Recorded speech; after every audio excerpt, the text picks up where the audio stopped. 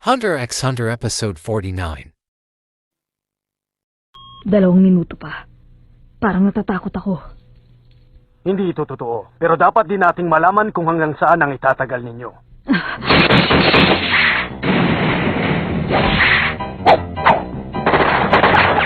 Tinitignan nilang aming kakayahan, pero nakataya ang buhay namin kapag may nangyaring aksidente. Ang ibinigay nilang limitasyon ay hindi sigurado kung hanggang saan. Ano gagawin ko para mapigilan ang mga ito? Ngayon may para kaming mga dagang nakakulong na pinag-aaralan ng mga siyentipiko.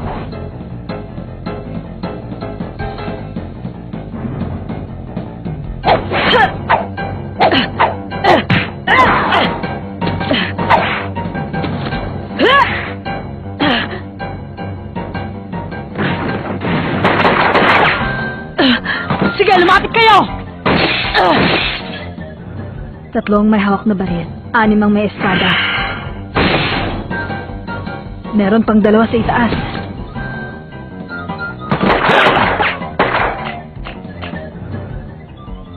Mahusay kayo. Nakakaya ninyong itagong inyong sarili. Pero ang kakayahan nyo sa pakikipaglaban ay baliwala. Tigilan niyo na ako! Hindi ko na kailang gamitin ang kapangyarihan ng Nen. Kaya naman pala, wala ang magagawa mga to.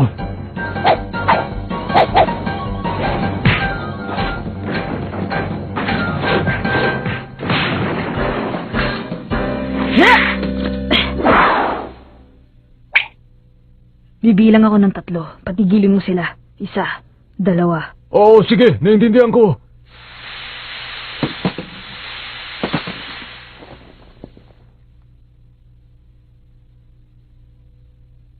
Sinasabi ko na nga ba? Ginamit nila dito ang kapangyarihan ng Nen. Noong sinuntok ko yung isa ay naramdaman kong para lamang siyang isang aura. Ang hindi ko maintindihan ay kung anong Nen ang ginamit nila. Paano mo yan nalaman? Magaling ang ginawa mong pagtago sa likod ng ibang tao.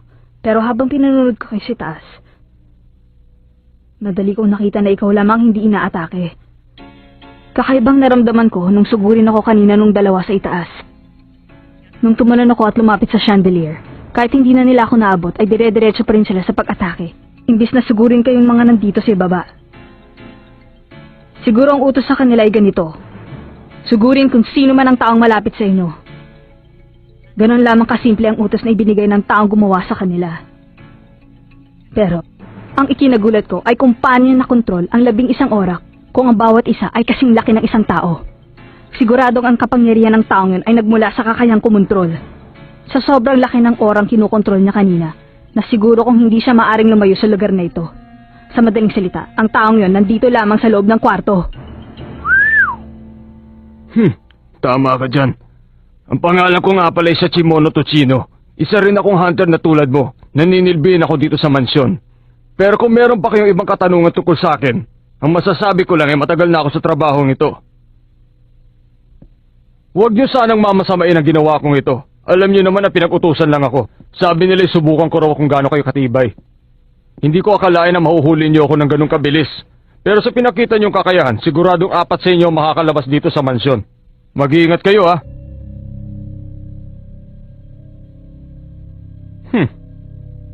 Meron pa sigurong isang espiya dito. Alam kong sinasabi mo lang sa amin ang kasinungalingan na yan para lokohin kami. Pero nagkakamali ka. Aalamin ko kung meron pang espiya.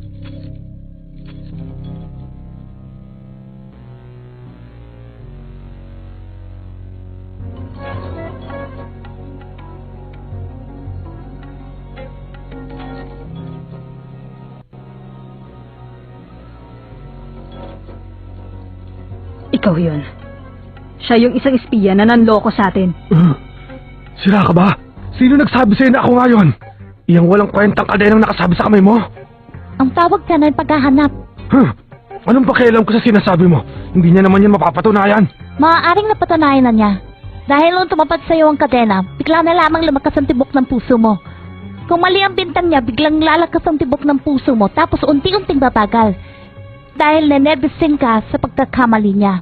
Pero ang puso mo ay biglang lumakas at bigla ring bumagal habang kayong dalawa ay nag-uusap.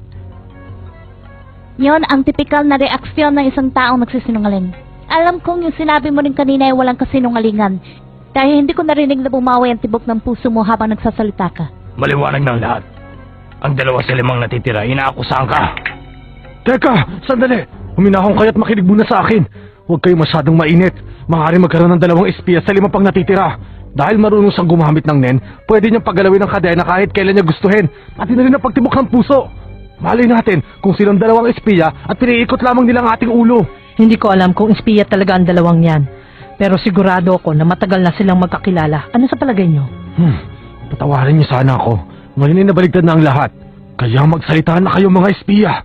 Nagkasabay lamang kaming 2 doon sa tren nung papunta dito. Kung iisipin niyo ang pagpapapunta sa atin dito sa mansyon at ang oras ng biyahe, sigurado naman hindi malabong mangyari na kami magkasabay. Kung sakaling sa mga natira ay kami ngang 2 espiya, hindi naman mahina ang utak namin para magpahalata sa inyo na magkakilala kami.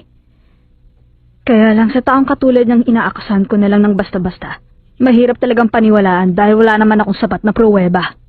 Ako nang bahala. Ako nang gagawa ng kasagutan. Ang lahat na madidikitan ng papel ito ay sigurado magliliyab. Malalaman natin. Hey, Tiger!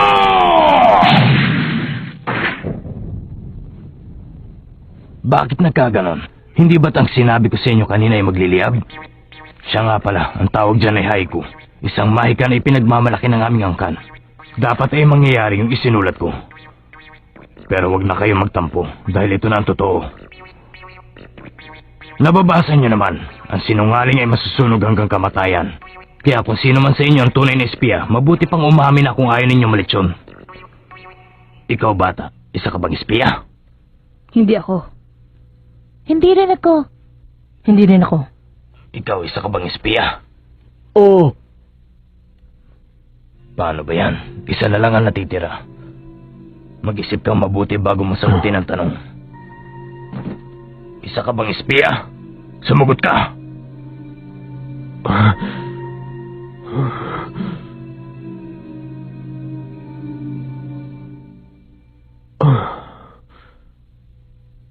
Ang sagot ay, ako nga yun. Magaling ka. Bilang reward meron akong sasabihin. Ang pangalan ko ay Squara. Wala akong may pagmamalaking license card. Pero ang aking kakayahan ay nagmula pa sa pagkontrol. At katulad niya, napag-utusan din ako kaya huwag kayong magagalit. Para saan at anong inutos sa'yo? Kapag sinabi ko sa inyo ngayon, mababaliwala na ang pagsubok. Isa akong profesional. Kahit pahirapan niyo ako, hindi ako magsasalita.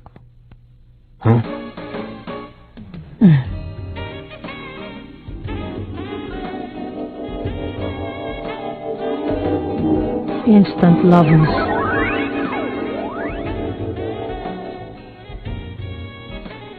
Marunong din akong gumamit ng kapangyarihan ng nen at nagmula ako sa pagkontrol. Kapag hinalikan ko ang isang tao, magiging alipin ko siya. O ano, kumusta na? Sige, tapakan mo pa ako! Tingnan mo nga itsura mo ngayon. Kapag nakita ka ng mga magulang mo, siguradong maiiyak sila sa kahihiyan. May record nga. Nakakahiya talagang itsura mo, kulot. Kinukunan kita ng video, kaya ngumiti ka. Ngayon sabihin mo sa amin kung anong ginawa mo para mapigilan kami. Kapag hindi mo sinabi, ititigil ko to. Sasabihin ko na wag mo lang itigil yan. Kaya ko magpaamo ng mga aso. Klase. Ang kanyang kakayahan. Muntik na akong mapahamak. Mula nang pinanganak ako, aso ng kasama ko. Natutunan ko kakayahan para makontrol sila.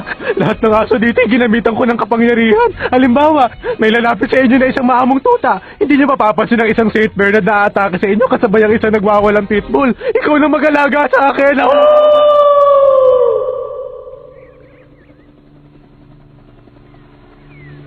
Dito! Dito! Nandito kami! Dito niya ibagsak ang Joy Station!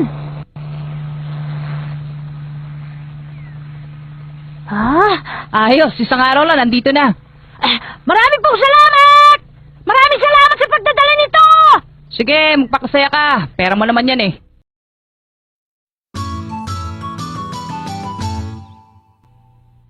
Ganto pala ang Joy Station? Sa totoo lang, lumang-luma na nga itong binigay nila sa atin. Pero mabuti na rin, meron pang natirang ganito. Dahil ang balita ko, maraming sekretong laro ang nakatago dito. Talaga? Meron dapat tayong isasaksak na software dito, pero... Pero wag na muna natin intindihin yan. Ilalagay natin dito ang room, tapos i-on natin ang power. Malalaman natin kung anong laman yan. Maghintay ka lang at lalabas dyan kung ano at ilan ng mga laro. Naintindihan ko. Sige nga, tignan nga natin kung ano ang mga laman nito. Ha?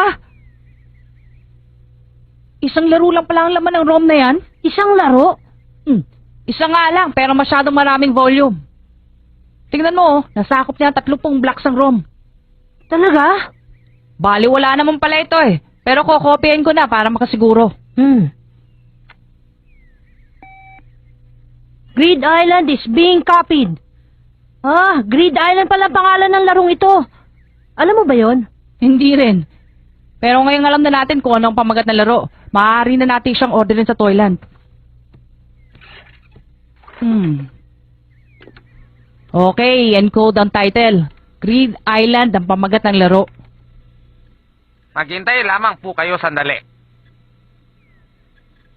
Kahit sa shop ay wala na kayo makikitang ganyan. Ha? Ibig sabihin wala nang shop ang nagbebenta ng Grid Island? Ang mabuti pa siguro, lumipat na tayo sa iba. Teka lang. Tignan na lang natin ang iba pong tindahan na maaaring meron nun. Kahit saan ay hindi kayo makakakita niyan. Ano? Ano na ba ang nangyayari, Kiluwa? Ang lahat ng shop na nakarehistro sa Toyland, wala lang stock ng GameSoft na yan. Ibig sabihin, nabenta na ang lahat. Pwede rin ang larong Grid Island, eh wala na talaga sa pamilihan. Pwede ba mangyari yun, Kiluwa? Baka naman sinadya lang nilang paggawa sa larong yan. Baka hindi talaga siya binibenta o kaya pinagbabawal ang pagbebenta ng larong yan. Ibang klase, parang may lihim ang larong ito. Pilitin ko kayang hanapin ang larong ito. Baka sakaling makita ko rin si Jean. Hindi na tuloy ako mapakali sa larong yan. Subukan ko kayang tignan sa yearbook ng mga laro. Doon natin makikita ang lahat ng laro na inilalabas sa market bawat taon. Heto na. Teka muna. Tingnan mo, ang GameSoft na ito ay nasa market katulad na iba pang laro. Ito ay para lamang sa mga hunter. Isa yung hunting game. Ang presyo ay 5.8 billion! Sobra sila ah! Napakamahal na laro yan ah! Tsaka tignan mo, 100 pa lang nabenta nila! Labo! Ganun palang kakonti? Sobrang konti! Baka naman nabibiro lang sila! Pero ngayon naiintindihan ko na. Hindi ako nagtataka kung bakit ubos na. Wala na ba talagang natitira kahit sa loob ng kumpanya? Gaya na ibinalik dahil sa may konting sira. Pwedeng mangyari yan pero malabo. Pero susubukan ko na rin.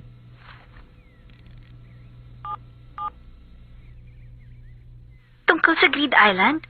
Sandali lamang po. Itinigil na po ang paggawa nun at wala nang balak ang kumpanya na ibalik ito. Ang gumawa nun ay yung kaanib naming kumpanya, kaya lamang ay matagal na po silang nagsara.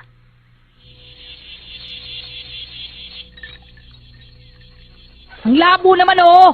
Kahit anong gawin natin, hindi na natin yung mahahanap.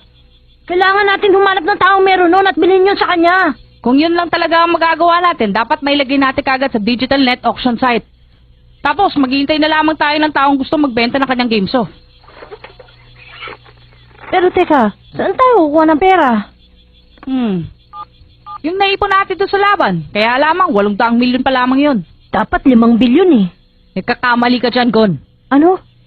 Hindi tindahan ang kakausapin natin. Tanungin na lang natin kung ano ang gusto niya. Karamihan sa mga tao nagtitinda ng ganyan, mas mahal pa sa ordinaryong tindahan kung magbenta. Minsan doble ang presyo. 10 bilyon na presyo?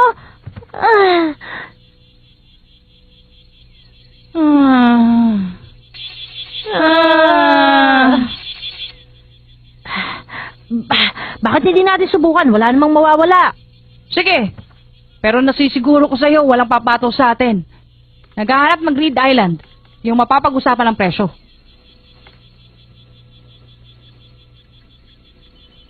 Ha? Wala pang 5 segundo. 10,000 na kagad na sumagot. Bakit ganoon? Samantalang 100 lang ang kopya ang ginawa, hindi ba? Alam ko na, karamihan sa mga taong ito ay puro peking Grid Island lang ang binibenta. Alam mo naman, 5.8 billion na tunay na halaga nun, hindi ba? Pero siguro naman, meron sa kanila na tunay ang ibinibenta kahit isa lang. Wala na. So sobrang dami ng mga taong yan, siguradong hindi natin sila makakayang isa-isahin. Tiyak na mahirapan tayo makapag-desisyon kung tunay nga ang binibenta nila sa atin. Wala na tayong magagawa. Wala na magagawa. Kakainis. Huh? Kiluwa. Hindi ako sigurado, pero maaaring meron siyang game soft noon. Ha? Sino yun? Sinong sinasabi mong merong Grid Island? Ayoko talaga humingi ng tulong sa kanya, pero wala na akong magagawa.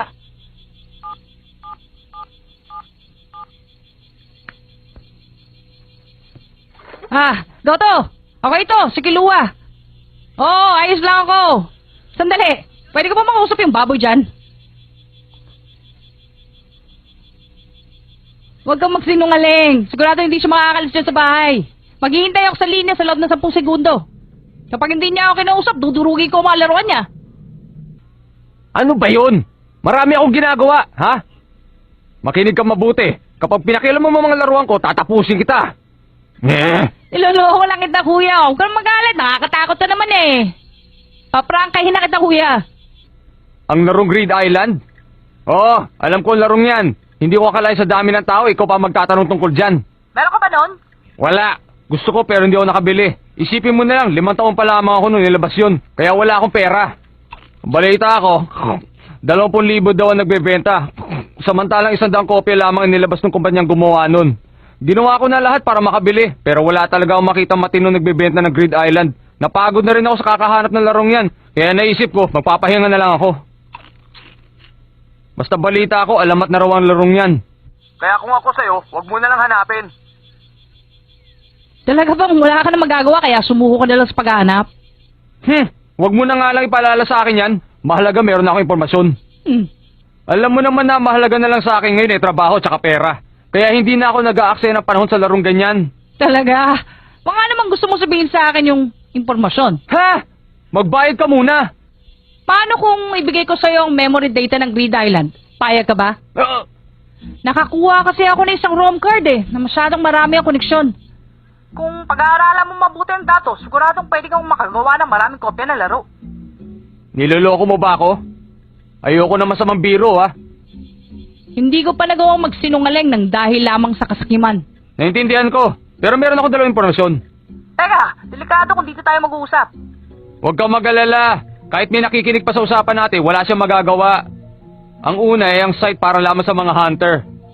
Ito ang pinakamalakas sa net dahil sa dami ng impormasyon at taas ng kredibilidad. Sa sinasabi kong website, maaari kang makakita ng iba't iba't mamahaling kayamanan na hindi mo basta-basta makikita sa isang ordinaryong website. At para makapasok ka, kakailanganin mo ng hunter card at ang iyong address. Ibibigay ko sa iyong address kapag nakuha ko ng ROM card. Sige, walang problema yon. Yun nga pala isa. Alam mo ba ang tungkol sa subastahan sa Yorkview City? Oh. Meron akong balitang makikita mo doon ng larong yun. Mga 20 hanggang 30 piraso ang dadalhin doon eh. Ayon sa mga impormasyon na nasagap ko, hindi raw kilalang tao may hawak. Pero hindi pa rin sigurado ang impormasyon na sinasabi ko sa iyo, ha? O sige, maliwanag. Ipapadala ko na lang ang ROM card gaya ng dati. Pasensya na, sa haba ng pag-uusap namin, naialok ko sa kanya ang ROM card. Walang problema sa akin yun. Nakakuha naman ako sa kanya ng mga halaga impormasyon. Una, merong site. Mga hunter na katulad mo makakapasok lamang. Ganun pala eh. Gagamitin ko ang license card. Sandali! Gagamitin mo ba dito yan? Mabubulgar ang iyong address kapag ginamit mo ang computer dito sa inyong bahay. Maraming mapagsamantalang taong pupunta dito para kunin ang license card mo. Sige ka. Oo nga no. Sa ganitong kaso, dapat pampublikong computer ang ginagamit mo. Gaya ng mga nasa computer shop. Kung sa bagay, kahit makuha pa natin ang address, siguradong hindi rin tayo makakapasok sa kanilang website. Teka, ano naman yung isa? Ang magaganap na subastahan sa Yorkview City. Ha? Sinabi niyang baka hindi totoo ang impormasyon. Pero sinabi niyang may nasagap din siyang balita na isusubasta lang ilang piraso ng Grid Island. Ha? Talaga? Sabi niya, isang hindi kilalang tao may hawak ng mga yon. Maaari kayang ang taong yun ay si Jean? Oo, maaari. Kahit ano pa ang mangyari, kailangan lamang iswertein tayo para mapasakamay natin ang Grid Island na yon. Si Jean Freaks, York New City, subastahan, Kilwa! Oo, kailangan natin pumunta doon. Sa York New City! Pagkatapos nun, ang Grid Island ay hindi na nakita sa pamilihan kahit kailan. Naging isa na lamang itong alamat. Ito ang kaisa-isang larong impormasyon na lamang ang makikita mo sa net. isang napakalaking halaga na pumapatak sa 50 bilyong genis para sa isang set na soft at ROM card na mayroong maliwanag na datos ang pag-aari ng bilyonaryong si Mr. Batera. Nakakatuwa naman. Bibigyan ko ng wakas ang sinasabi niyong alamat.